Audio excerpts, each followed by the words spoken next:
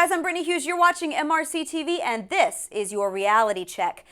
So somebody must have handed out rose-colored glasses during Obama's farewell speech in Chicago last night, and the rest of us just, didn't get any?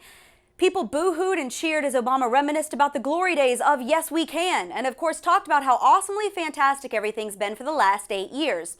Of course, all due to him and his amazing policies, and no thanks to those dirty, rotten Republicans in Congress who dared to disagree with him.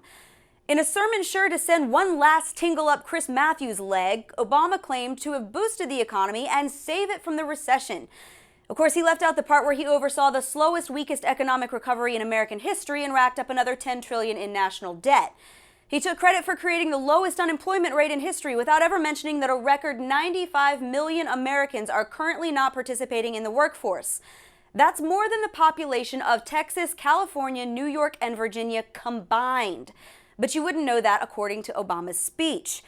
Now, of course, we've also added another 18 million people to our food stamp program. Fewer Americans own their own homes today than when Obama was first elected in 2008.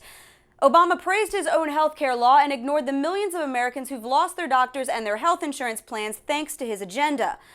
Obama claimed to have established better relations with Cuba just one day after his own border agents released a statement saying that they're apprehending increasing numbers of Cuban illegal aliens.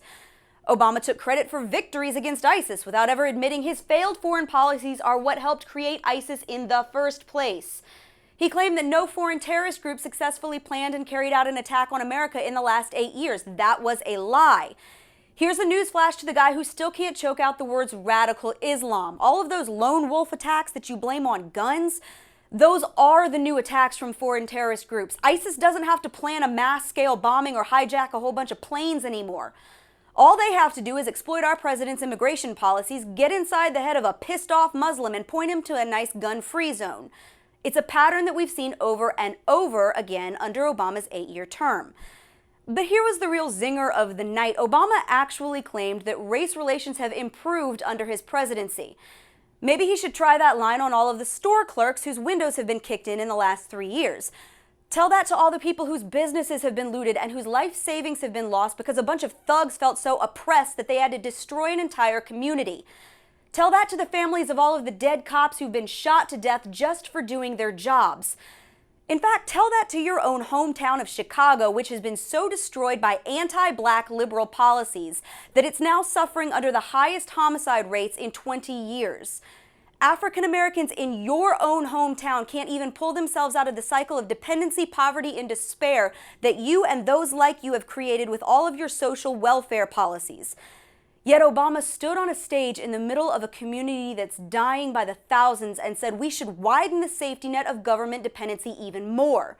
Oh, but we don't want to talk about those inconvenient truths now, do we? No. Instead, Obama used his final speech to claim that a 20-year-old college student today is somehow still affected by Jim Crow laws, that Americans shouldn't be worried about an influx of Muslim refugees and illegal aliens, and that the government should mandate that men who wear high heels and lipstick be normalized and accepted, that Congress should pass progressive policies or risk our very democracy, and that those responsible folks who work hard for their money should make sure that those who don't work still have equal access to all the expensive programs they need.